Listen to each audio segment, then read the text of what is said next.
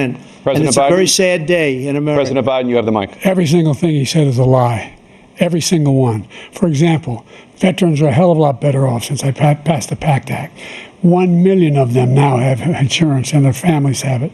Their families have it because what happened, whether it was Agent Orange or burn pits, they're all being covered now. And his group opposed that. We're also in a situation where we have great respect for veterans. My son spent a year in Iraq, living right next to one of those burn pits, came back with stage 4 glioblastoma. I was recently in France for D-Day, and I spoke all about those heroes that died. I went to the World War II cemetery, World War I cemetery he refused to go to.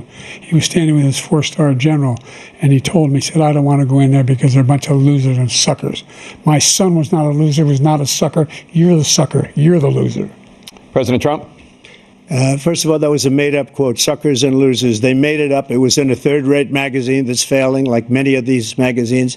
He made that up. He put it in commercials. We've notified him. We had 19 people that said I didn't say it. And think of this.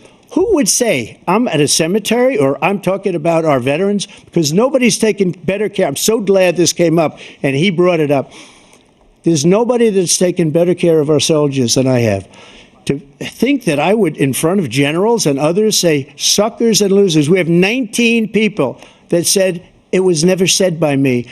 It was made up by him, just like Russia was made up, just like the 51 intelligence agents are made up, just like the new thing with the 16 economists are talking. It's the same thing. 51 intelligence agents said that the laptop was Russia disinformation. It wasn't. That came from his son, Hunter.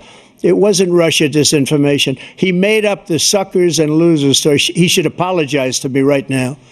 4-star general standing to your side who was on your staff who said you said it, period. That's number one. And number two, the idea that I have to apologize to you for anything along the line. We've done more for veterans than any president has in American history.